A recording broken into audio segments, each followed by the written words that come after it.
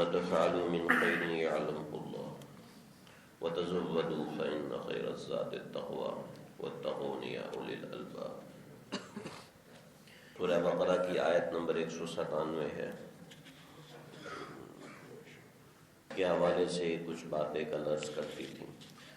فمن فرض فیہن الحج، جو ان مہینوں میں حج فرض کر لے، فلا رفث، تو وہ رفث نہ کرے، بے حجابی نہ کرے، ولا فسوق، اور فسق اور معصیت کے کام نہ کرے، ولا جدال، اور جھگڑا نہ کرے، فی الحج، خاص طور پہ حج کے ایام کے اندر، وما تفعلوا من خیر، اور تم جو نیکی میں سے کرتے ہو، یعلمہ اللہ، اللہ اس کو جانتے ہیں، وتزودوا، اور حج کے لیے زاد راہ لے لو، فإن خیر الزاد التقوی، بے شک جان لو کہ بہترین زاد راہ سوال سے بچنا ہے، یا بہترین زاد راہ تقوی ہے، اللہ سے ڈرنا ہے، واتقون یا اولی الالباب، میرے عذاب سے ڈرو اے عقل والو۔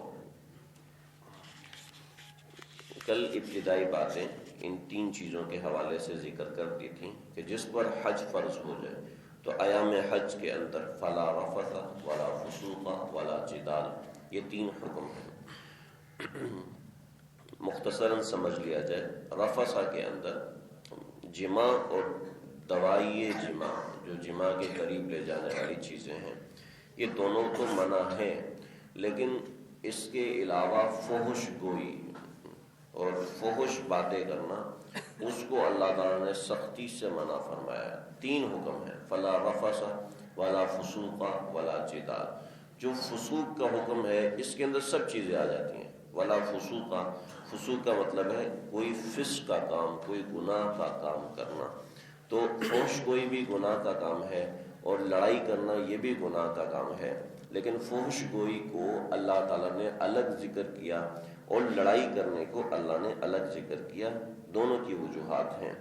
پہلی وجہ یہ ہے، پہلی چیز کی وجہ جو فلا رفث، اللہ نے فحش گوئی اور اس قسم کے معاملات کو اللہ تعالیٰ نے نمبر ایک تو خاص طور پہ تخصیص کرنے کے لیے بیان کیا کہ کیونکہ اس میں بہت سی چیزیں جائز ہیں کہ جس کو اللہ تعالیٰ نے یہاں پر ناجائز قرار دیا ہے حج کے دوران، کہ جائز ہیں لیکن حاجی کے لیے جو حج کا احرام باندھ چکا ہے اس کے لیے یہ چیزیں ناجائز ہو جاتی ہیں، منع ہو جاتی ہیں، تو لہٰذا کوئی اس کو جائز سمجھ کے نہ کرے۔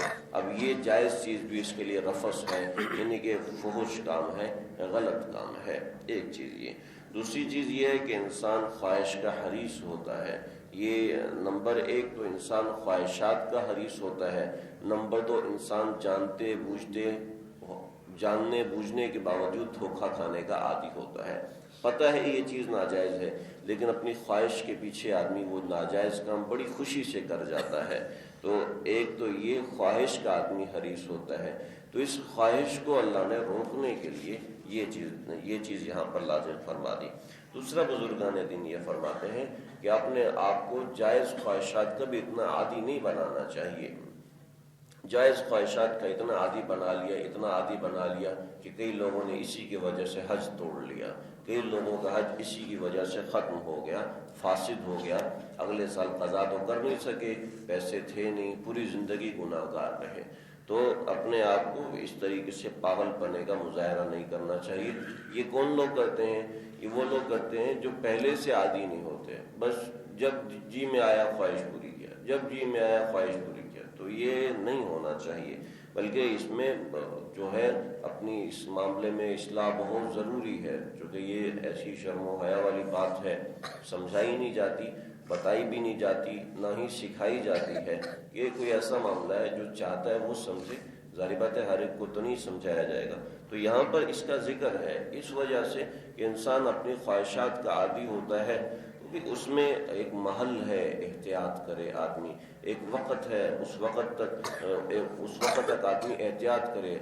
جب کوئی جائز محل ہو، حضرت والا رحمۃ اللہ علیہ نے فرمایا کہ جب آدمی کو اپنے اوپر اختیار نہ رہے، اس وقت خواہش پوری کرے، اس سے پہلے کوشش کرے کہ نہ ہو، اس کام سے آدمی اپنے آپ کو دور رکھے تو بہت اچھی صحت پائے گا اور بہت اس کو اس کا فائدہ ہوگا، کوئی عمل کر کے دیکھے۔ تو بہرحال فلا رفث کے اندر فحش گوئی خاص طور پر یہاں پر مفسرین نے ذکر کی ہے۔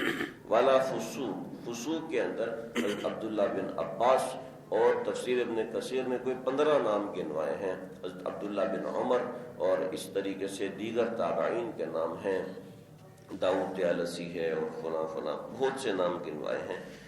وہ فرماتے ہیں فسوق سے مراد ہے کوئی بھی گناہ، تو کوئی بھی گناہ حج کے اندر سخت ممنوع ہے۔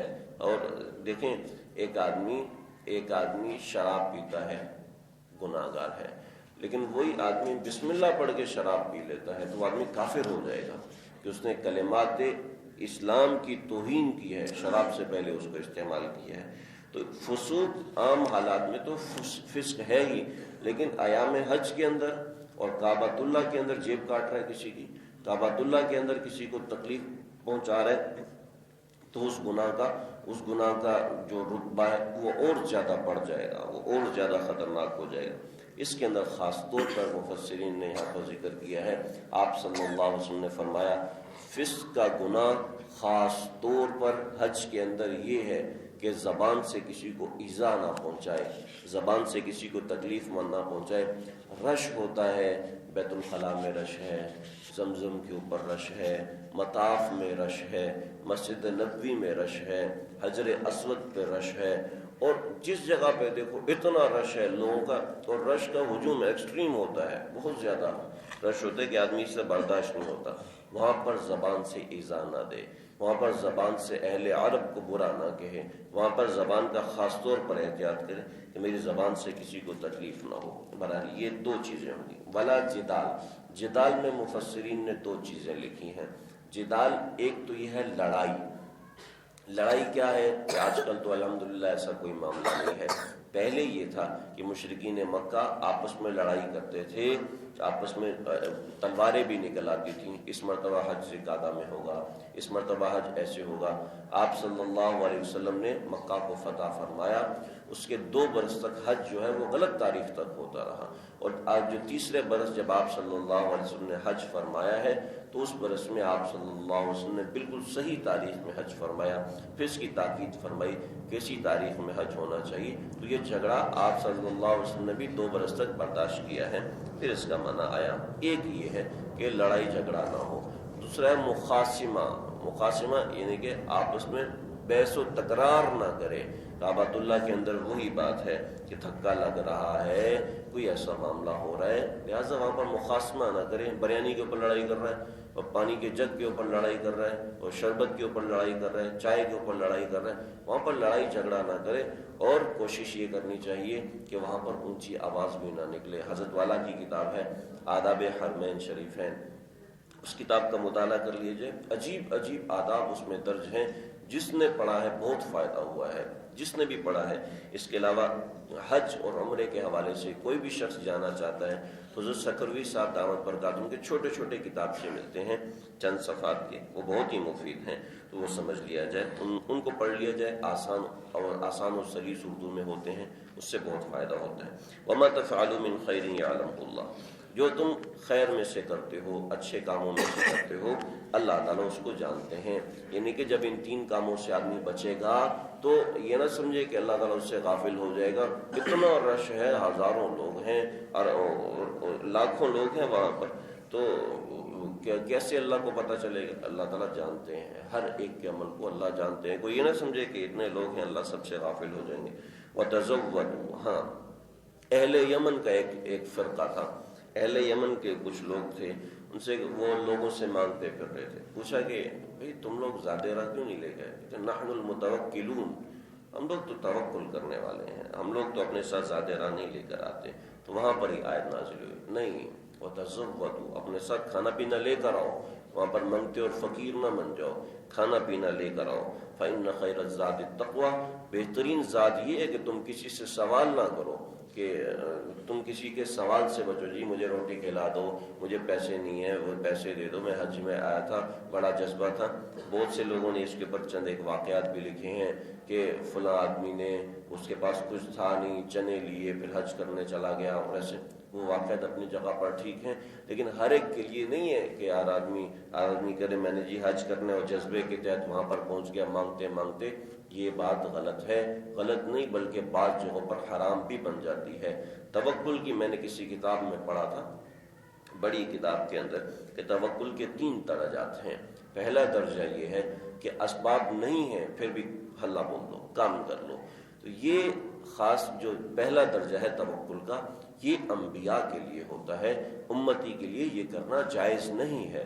دوسرا کہ آدمی کے پاس اسباب ہیں لیکن اسباب کو استعمال کیے بغیر آدمی کام کرتے، تو یہ بڑے ہی خاص قسم کے لوگوں کے لیے ہوتا ہے جن کا اللہ سے خاص تعلق ہوتا ہے۔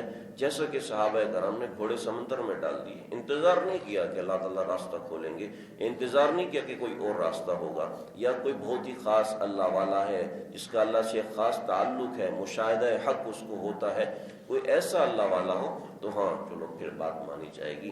اور تیسرا توکل یہ ہے کہ اسباب پورے اختیار کرے، اس کے بعد اللہ تعالیٰ پر نظر رکھے، اسباب پر نظر نہ رکھے۔ یہ توکل ہم سب کے لیے ہے۔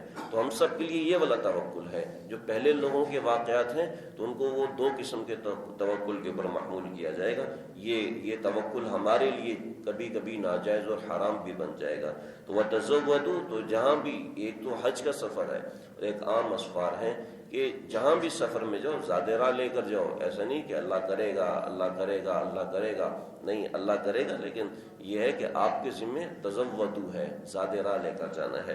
اور مفسرین حضرت عبداللہ بن مسعود رضی اللہ تعالیٰ عنہ فرماتے ہیں فَإِنَّ خَيْرَ الزَّادِ التَّقْوَىٰ، بہترین ذات سے مراد آخرت کی روزی ہے، آخرت کی روزی وہ تقویٰ ہے، انہی گناہوں سے بچنا ہے۔ وَاتَّقُونِ يَا أُولِي الْأَلْبَابِ، میرے عذاب سے اے عقل والو ڈرو۔ ایک اور جگہ پر انہی حج کی آیات کے اندر 203 سے پہلے اللہ نے تقویٰ کا حکم دیا ہے۔